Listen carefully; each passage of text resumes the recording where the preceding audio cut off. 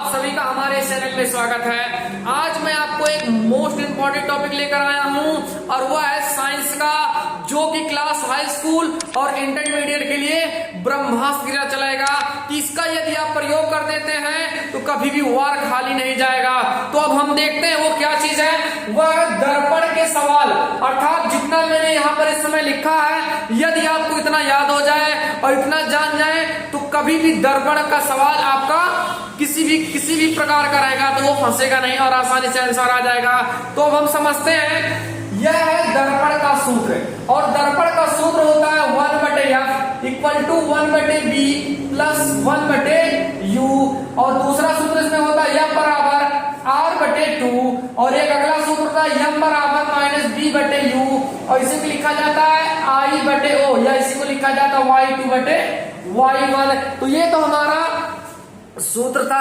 अब इस सूत्र में हम देख लेते हैं क्या क्या चीजें हैं। जैसे यहाँ पर f है फोकस दूरी, b है प्रतिबिंब की दूरी, u है वस्तु की दूरी और r है वक्रता त्रिज्या और m है रेखीय आवर्धन, I या y2 अर्थात ये और ये दोनों एक ही चीज है। तो I या y2 होता है प्रतिबिंब की लंबाई।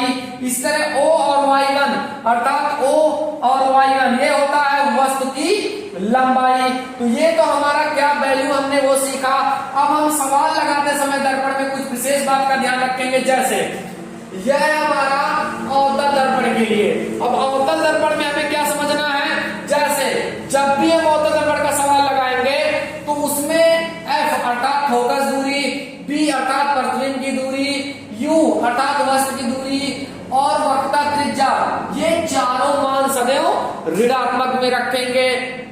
आगे हम समझ लेते हैं, यह है उत्तल दर्पण के लिए और उत्तल दर्पण में हम विशेष रूप से क्या सीखेंगे, वह है यह फोकस दूरी, b प्रतिबिंब की दूरी, r वक्रता त्रिज्या, u वस्तु की दूरी। तो अवतल दर्पण में सदैव वस्तु की दूरी अर्थात u ऋणात्मक होती है और सभी वैल्यू धनात्मक में होते हैं। तो ये तो हमारा अवतल उत्तल दर्पण के लिए था। अब हम समझ लेते हैं रेखीय आवर्धन के लिए और रेखीय आवर्धन के लिए इस बात को विशेष रूप से याद रखेंगे। तो समझते हैं, नंबर 1 पहला कंडीशन है जब प्रतिबिंब आभासी व सीधा हो। क्या? जब प्रतिबिंब आभासी व सीधा हो तब रेखीय आवर्धन धनात्मक में होता है। अर्थात जब आभासी व सीधा बनेगा तो हम m का मान सदैव धनात्मक में रखेंगे। इसी प्रकार दूसरा है जब प्रतिबिंब वास्तविक व उल्टा हो। क्या? वास्तविक व उल्टा हो तब रेखीय आवर्धन ऋणात्मक में होता है। इसका मतलब तब हम जो कंडीशन m का मान रखेंगे वो माइनस में रखेंगे। तो ये तो हमारा था दर्पण से रिलेटेड वैल्यू और उसमें क्या क्या वैल्यू है वो हमने सीखा और कौन सी कंडीशन में कब प्लस और कब माइनस लगता है वो सीखे।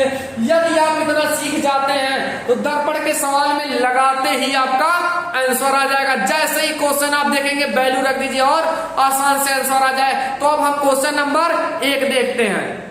तो अब हम क्वेश्चन नंबर पहला देखते हैं, जो कि जितना मैंने आपको बताया हम सभी को उसको फॉलो करेंगे और सारा वैल्यू रखेंगे।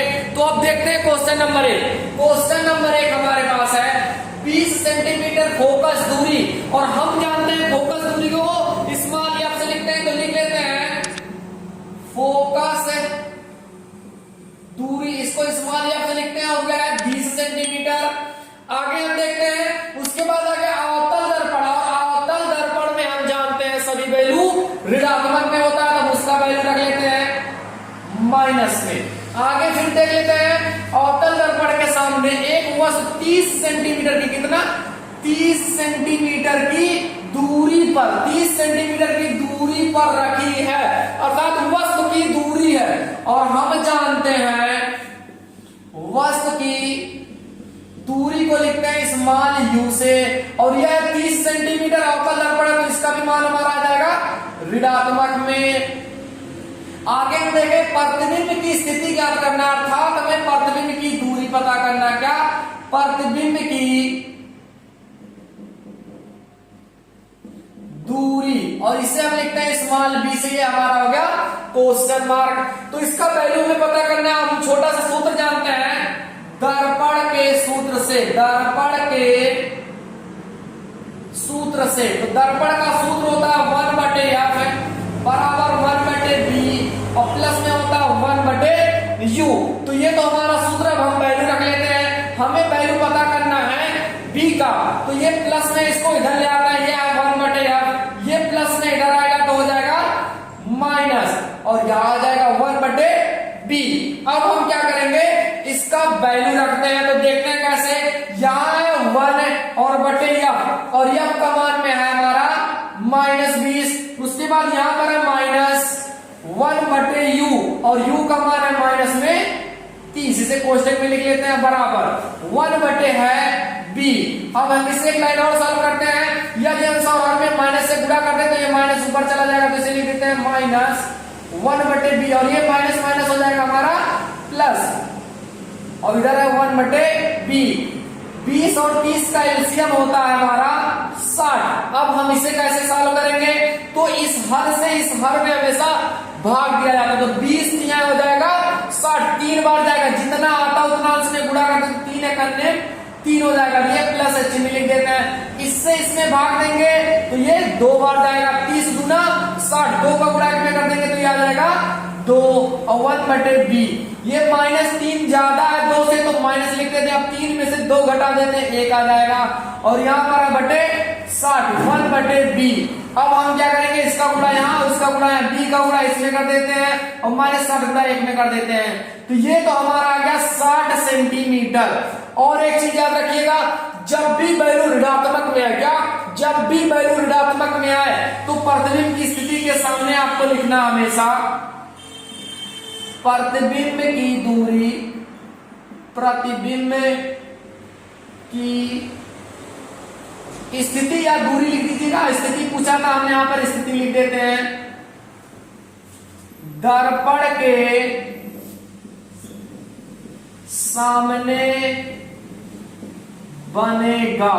इस बात को हम विशेष रूप से याद रखेंगे, जब भी वैल्यू ऋणात्मक में आए तो इतना आपको हमेशा लिखना पड़ेगा। उसकी स्थिति जब पूछेगा कि प्रतिबिंब दर्पण के सामने बनेगा। तो ये था तो हमारा पहला क्वेश्चन। अब हम अगला क्वेश्चन देखते हैं। हमने पहला क्वेश्चन अवतल दर्पण के लिए सीखा, तो अगला हम क्वेश्चन देखेंगे उत्तल दर्पण के लिए, कैसे इसका सवाल सॉल्व करेंगे। तो अब क्वेश्चन देखते हैं। क्वेश्चन नंबर 2 हमारे पास है, एक उत्तल दर्पण के सामने 20 सेंटीमीटर की दूरी पर बिंदु प्रकाश स्रोत रखा जाता है। दर्पण की फोकस दूरी कह रहा है 40 सेंटीमीटर। तो प्रतिबिंब की स्थिति ज्ञात कीजिए। तो जब भी आप न्यूमेरिकल लगाइए, चाहे वो हाई स्कूल का हो या किसी लोअर क्लास का ही हो, तो जब भी साइंस का आप सवाल लगाएं तो पहला काम आपका होना चाहिए, आप जितना पढ़ें उसका वैल्यू रख लें, उसके बाद आगे आप सॉल्व करें। इससे ये होगा कि आपको पता चल जाएगा कौन सी वैल्यू क्या है, उसके बाद आप फार्मूले रख के उसे आसानी से सॉल्व कर लें। तो अब हम देखते हैं, यह हमसे कह रहा है एक उत्तल दर्पण के सामने 20 सेंटीमीटर की दूरी पर बिंदु प्रकाश स्रोत रखा। इसका मतलब ये वस्तु की दूरी है और वस्तु की दूरी हम लोग लिखते हैं u से। यहाँ पर ये 20 और यह उत्तल दर्पण, और हमने उत्तल दर्पण में देखा था u का मान नेगेटिव होता है अर्थात ऋणात्मक में होता है और बाकी सभी मान धनात्मक में होता है। तो यहाँ पर हम लिख देंगे माइनस, यह है 20 सेंटीमीटर।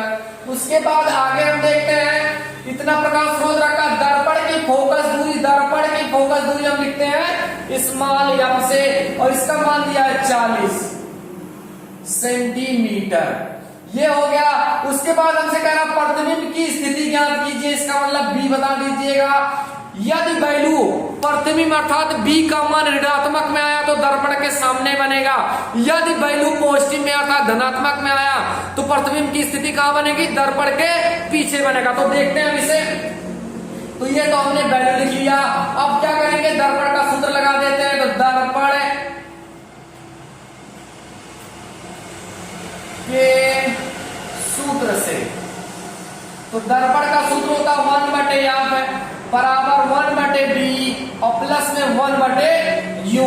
अब क्या हमको b पता करना है, तो इस u को इधर ले आते हैं, 1/f है और ये प्लस में इधर आएगा तो माइनस और यहाँ पर है 1/b। अब हम क्या करेंगे, इसका वैल्यू रखते हैं। तो देखते हैं 1 ऐसे रहेगा और इस f का मान हमारे पास है 40।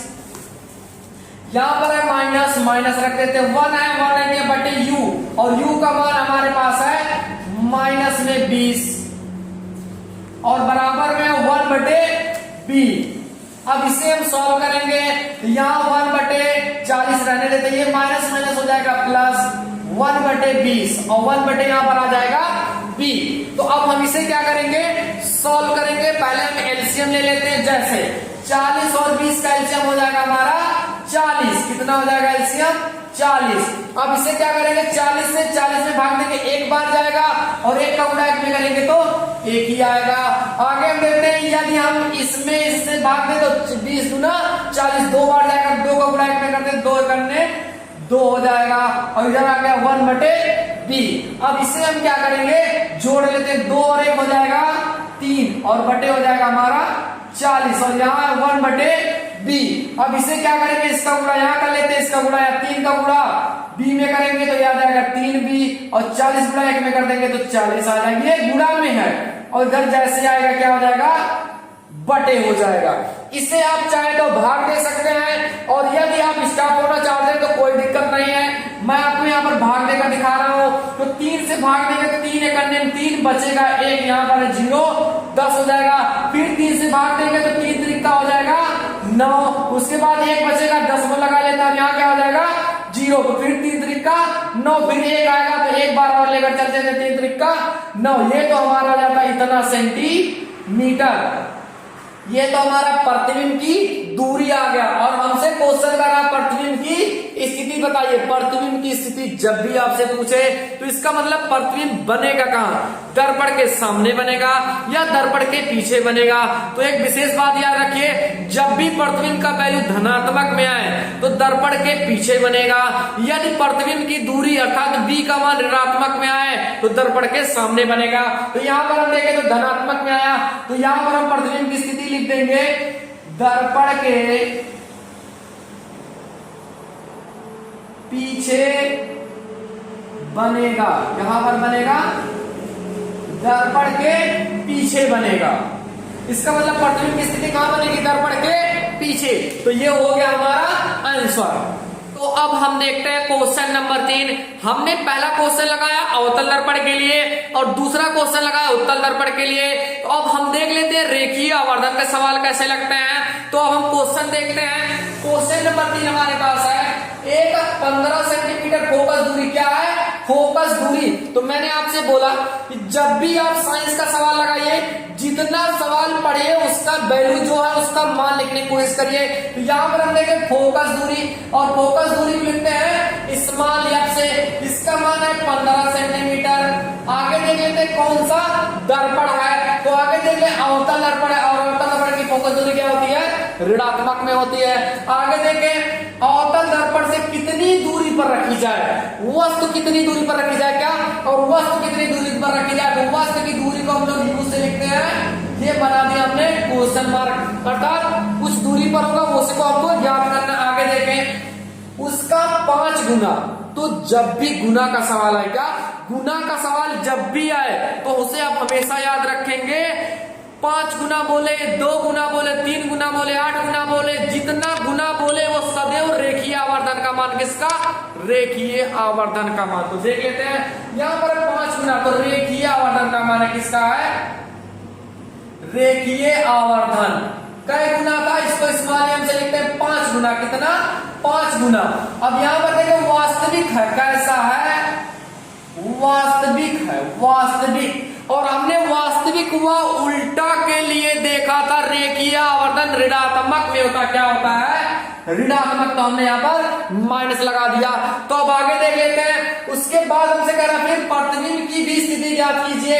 तो इसका मतलब b का भी मान पता करना और ये प्रतिबिंब कहां पर बनेगा, दर्पण के सामने या दर्पण के पीछे, उसकी स्थिति जानना चाहता है। तो ये था हमारा वैल्यू। अब आगे हम देखते कैसे लगाएंगे। तो यहाँ रेखीय आवर्धन का मान है, तो पहले हम रेखीय आवर्धन का सूत्र लगा लेते हैं और रेखीय आवर्धन को यम से लिखते हैं, ये होता है -b बटे u। ये हमारा रेखीय आवर्धन का सूत्र है। यहाँ पर देखें यम का मान हमारा है -5, यहाँ -b बटे u, इन दोनों का मान हमें नहीं पता। तो यहाँ से माइनस क्या हो जाएगा, कट जाएगा। तो यहाँ से हमें b का मान पता हो जाएगा, यहाँ इसका गुणा करें तो b बराबर आ जाएगा 5u। ये तो हो गया हमारा b का मान। अब हम क्या करेंगे, दर्पण का सूत्र लगा लेते हैं। किसका सूत्र लगा ले, दर्पण का। तो यहां लगा लेते हैं दर्पण के सूत्र से। और दर्पण का सूत्र क्या होता है बच्चों, 1/(1/b + 1/u। ये होता है हमारा दर्पण का सूत्र। अब हमें क्या करना है, इसका वैल्यू रखना है। तो देखते हैं 1/f और f का मान है यहाँ पर माइनस में 15। 1/b कितना, 1/b और b का मान है 5u। तो इसे लिख लेते हैं 5u और प्लस 1/u अपने स्थान पर रहेगा। इसे थोड़ा सॉल्व करते हैं, आंसर में गुणा करेंगे तो ये माइनस ऊपर चला जाएगा। यहां पर देखें तो इन दोनों का एलसीएम लेना, क्या लेना है, एलसीएम लेना। 5u और u का एलसीएम होगा 5u। कितना होगा, 5u। आगे हम सॉल्व करते हैं तो इस हर को इसमें भाग दिया जाता है। 5u में 5u से ही भाग देंगे तो एक बार जाएगा, और एक का गुणा एक में कर देंगे तो कितना आ जाएगा, 1 आ जाएगा। आगे देखते हैं प्लस, इस u से इसमें भाग देते हैं, u से u कट जाएगा, 5 आ जाएगा। 5 का गुणा 1 करेंगे तो 5 करने 5 हो जाएगा। आगे आप क्या करते हैं, इसको देख लें, सॉल्व कर लेते हैं थोड़ा सा। 5 और 1 होता है 6, और यहाँ पर हमारा है 5u। अब इसे हम क्या करेंगे, तिर्यक गुणा कर लेते हैं। इसका गुणा यहाँ कर लो, इसका गुणा यहाँ, इस माइनस गुणा इधर कर लेते हैं। तो 5u का गुणा इधर कर देंगे तो आ जाएगा 5u। इसका गुणा इसमें करते हैं तो दोनों संख्या लिख देते हैं, और ये माइनस में 5 है ऐसे रहने देते हैं यहाँ पर। उसके बाद ये गुणा में इसको इधर ले आते हैं तो भाग हो जाएगा। ये 6 × 15 और बटे यहाँ पर है माइनस में 5। तो ये वैल्यू कर रहा है, जैसे 5 करने में 5 और 5 दिया हो जाएगा 15। तो यहाँ पर देखिए ये माइनस और माइनस ऐसे लिख लेते हैं, 7 हो जाएगा 18। ये हो गया हमारा u का मान। और यहाँ पर हम देखें u का मान माइनस में आ गया। इसका मतलब जो u होगा अर्थात वस्तु की दूरी जो है, क्या, वस्तु की दूरी कहां पर बनेगी, दर्पण के सामने बनेगी। तो लिख लेते हैं वस्तु की दूरी 18 सेंटीमीटर दर्पण के सामने बनेगी या बनेगा। ये हो गया। अब हमसे बोला था इसमें प्रतिबिंब की स्थिति भी ज्ञात कीजिए। तो यहां पर हम देखें तो b बराबर हमारा है 5u। तो जो कि हमने वैल्यू निकाला था b बराबर 5u। अब हम इसका भी वैल्यू रख लेते हैं। 5 × u का मान हमारा है माइनस में 18। अब इसका गुणा कर देते हैं तो 18 5 होता है 90। ये 90 सेंटीमीटर हमारा प्रतिबिंब की दूरी आ जाएगा। लेकिन हमसे पूछ रहा है प्रतिबिंब की स्थिति बताइए, अर्थात दर्पण के सामने बनेगा या दर्पण के पीछे बनेगा। तो माइनस में वैल्यू आ गया, और मैंने आपसे बताया जब भी वैल्यू माइनस में आ जाए तो दर्पण के सामने बनेगा। इसका मतलब प्रतिबिंब की दूरी जो होगी वो दर्पण के सामने 90 सेंटीमीटर की दूरी पर बनेगी। कहां पर, दर्पण के सामने 90 सेंटीमीटर की दूरी पर बनेगी। तो ये तो था हमारा दर्पण से रिलेटेड सवाल, और इसमें मैंने आपको मोस्ट इंपॉर्टेंट टॉपिक बताया। यदि आपको वीडियो अच्छा लगे तो वीडियो को लाइक, सब्सक्राइब और शेयर करना ना भूले। वीडियो देखने के लिए धन्यवाद। जय हिंद।